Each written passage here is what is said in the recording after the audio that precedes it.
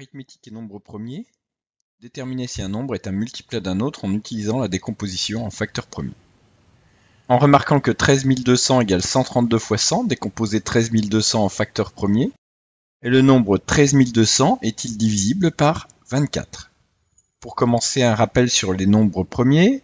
Les premiers nombres premiers sont 1, 2, 3, 5, 7, 11, 13, 17, 19, 23, 29, etc.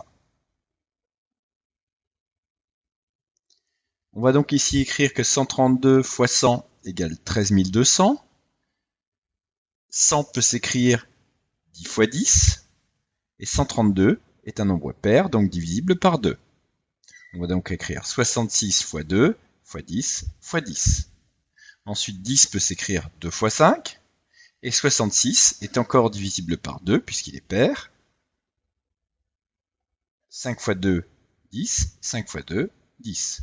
On termine donc avec 33 qui n'est pas divisible par 2 mais par 3 puisque la somme des chiffres est un multiple de 3. 3 plus 3, 6. On aura donc 11 fois 3, fois 2, fois 2, fois 5, fois 2, fois 5, fois 2. On ordonne cette décomposition.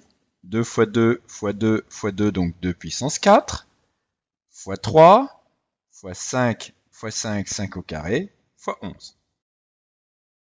Pour déterminer si 13 200 est divisible par 24, on va chercher si la décomposition de 24 en facteur premier apparaît dans 13 200. 24, donc 8 fois 3. 8, c'est 2 fois 2 fois 2, donc 2 puissance 3 fois 3. Il suffit ensuite de regarder si la décomposition de 24 apparaît dans 13 200. 2 puissance 3 apparaît ici, puisqu'on a 2 puissance 4, c'est-à-dire 2 puissance 3 fois 3. Et le 3 est également présent ici.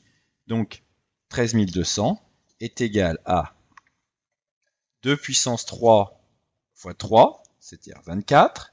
Et pour compléter et obtenir la décomposition de 13 200, il faudrait donc multiplier par 2, ensuite par 5 au carré, et puis par 11, ce qui donnait donc 24 fois 550. 5 fois 5, 25, fois 2, 50, 5 fois 11, 55, donc 50 fois 11, 550. Donc 13 200 est divisible par 24, autrement dit le reste de la division euclidienne de 13 200 par 24 est 0, et le quotient serait alors 550.